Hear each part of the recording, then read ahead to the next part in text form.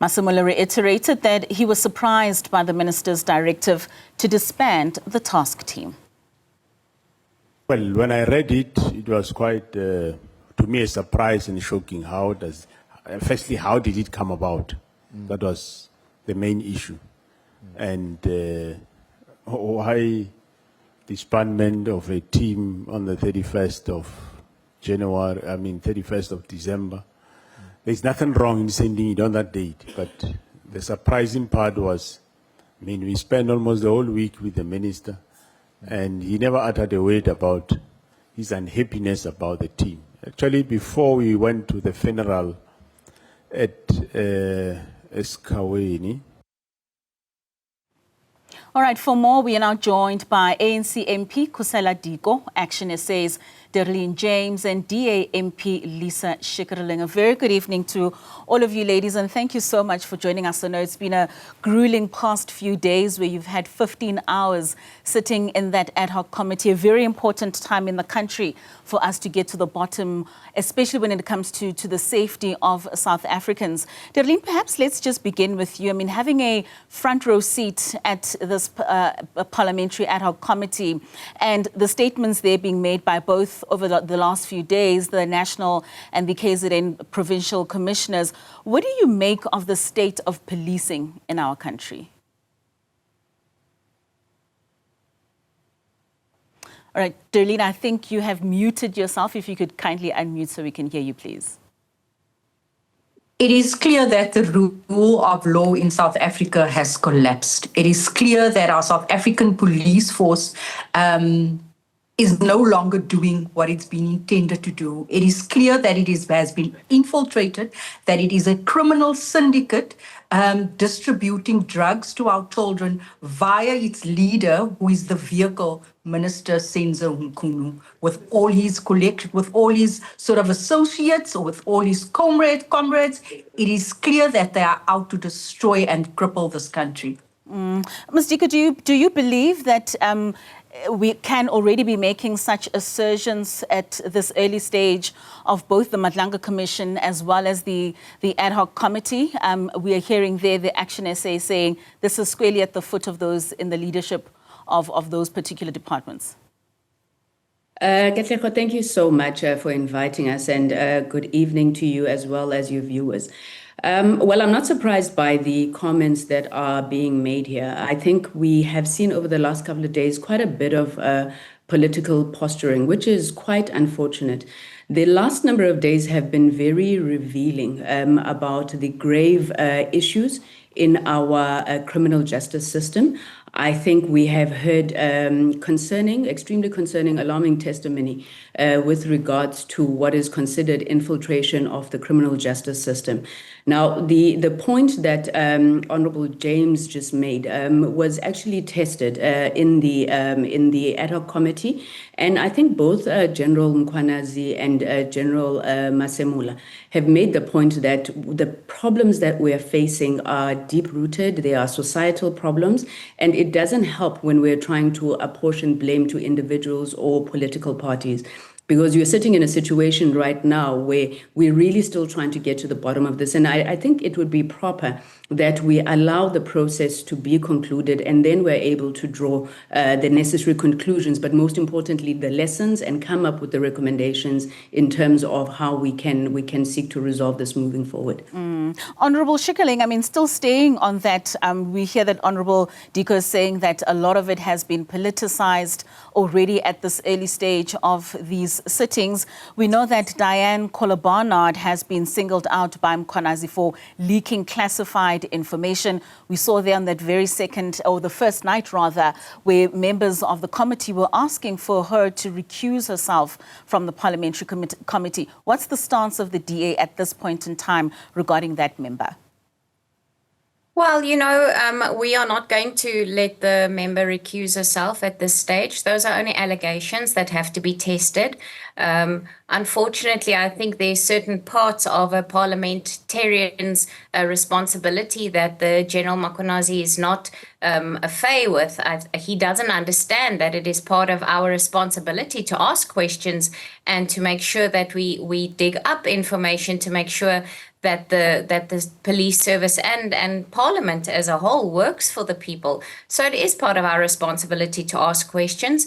The allegations he's making, as I said, will be tested. The member will come and have her chance in front of the committee, and she will be able to clear her name if that is what she needs to do.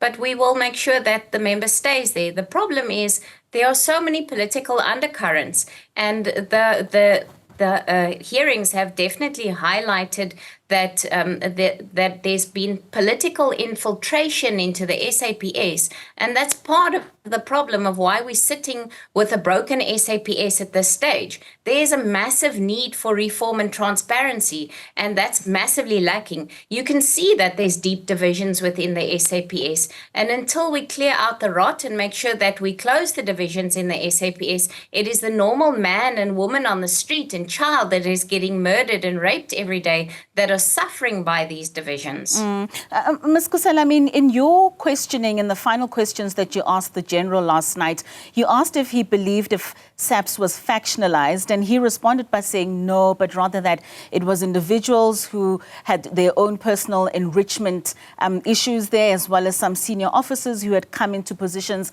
not having grown through the ranks. And then he also made mention of unions that are politically affiliated, and that could lead to some of the rot that we are currently speaking of. Do you think should any of this be true, that much of this culture could have been prohibited? I don't doubt it could have been prohibited. Unfortunately, I don't know. I mean, I hold the General in high regard, and one of the things that we did, and I think across political parties, were really to commend him for the stance that he took. But on that question around the factionalization, I was not quite satisfied, because at the end of the day, you are sitting with a situation where General Mkhwanazi himself makes an assertion that had he not gone out on the 6th of July, we would have had to pick up bodies. I think those were literally the words that he used. We would have seen blue on blue violence. And I think just the eventful events of today should be shocking to all of us, just in terms of raids and possible arrests and this and the other thing. There's clear division within the SAPS, and the lines there are quite drawn. Now, the reasons for those divisions and what I believe are factions in the SAPS, I don't think we have yet come to understand it. And it's going to be important that as we go through this process, we go through the various themes. I mean, he speaks about integrity of the SAPS. He speaks about political role players. He speaks about, the challenges that they're having with resources. But we don't yet understand why there seems to be this huge division between the top brass. So it could have been avoided, yes. And I think those are one of the things that we need to get to the bottom of. How did we get here? It may be a simplistic approach where he says, people have been captured. And when you try to understand this capture, so what is the genesis of the capture? Is it just greed? Is it just corruption? Is it deeper, in terms of the issues that they're dealing with at the SAPS?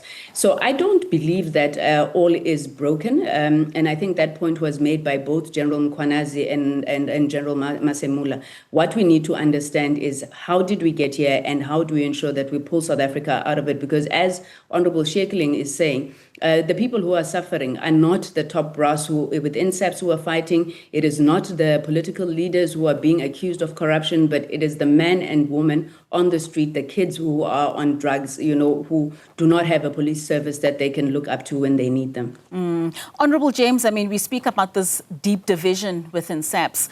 Earlier, we saw the house of the Deputy Police Commissioner Shadrack Sibiya being raided, and he spoke there that he feels that it is the police commissioner that is after him and therefore has instituted some of the action that we are seeing. How do you assess the potential impact of all of this, should these infiltration allegations be true, specifically on the operations of SAPS, the effectiveness of SAPS, and most importantly, the community safety? For me today, just observing what has unfolded it, especially with General Sibia. And I think what we need to bear in mind is, before I came into Parliament, I was an activist. I was an activist on the ground, an activist working with these various departments within SAPS, an activist working with General Sibia, with the National Commissioner before they even became National Commissioners. So I have been privy to the rot that has been unfolding for over 10 years within SAPS. I have been seeing the ins and outs. Where we find ourselves, I want to correct what Honorable Diko said, where she said that this is a societal problem. This isn't happening in society. This is happening in a state organ that has been captured. We cannot say that this is political posturing when every second word that comes from General Mkonazi's mouth is political infiltration, is politically affiliated. We are going through this probe to basically identify who are the role players. And at the moment, 2 of the top 5 role players has been identified, and we are also trying to find out what is the vehicle that allowed them to have their hands in the cookie jar. It is unfortunate to see General Sibia embroiled in this, and having heard him saying what he said earlier on today. But then I must ask myself as well, why didn't he come out earlier?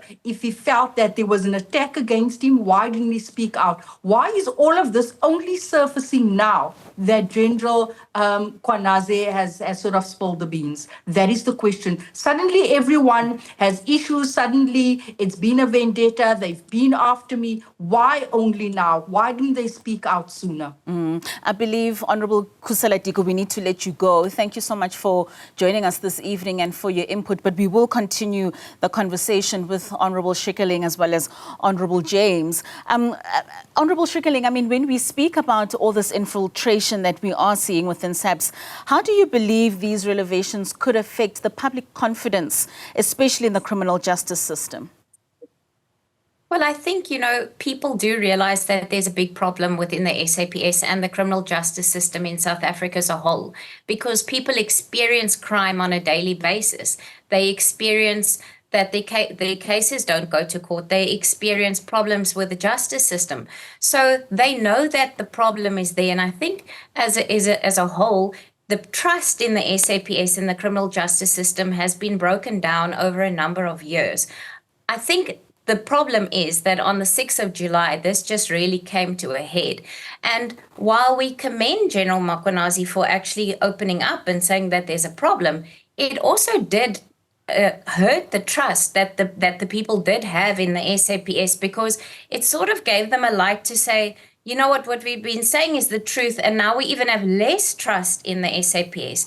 It will now be the responsibility of the Madlanga Commission and of this ad hoc commission to make sure that we probe all of these problems so that we can build the trust back into the SAPS again, because there must be a police service that people can trust. You must be able to know that if you have a problem, there's somebody that can help you. You must know that if your case is going to court, that there will be an outcome. The problem is both the witnesses have so far pointed out that there's a massive breakdown in a command structure within the police. There's no accountability and there's political interference, and that's what we have to clear out. We have to get rid of that political interference into the criminal justice system, because while we're sitting with this political interference, it is affecting normal people's lives. We have to raise these concerns about stability and oversight in the SAPS. We know there's problems, and what we need to determine out of this is how are we going to fix it so that we have a credible police services and a credible justice system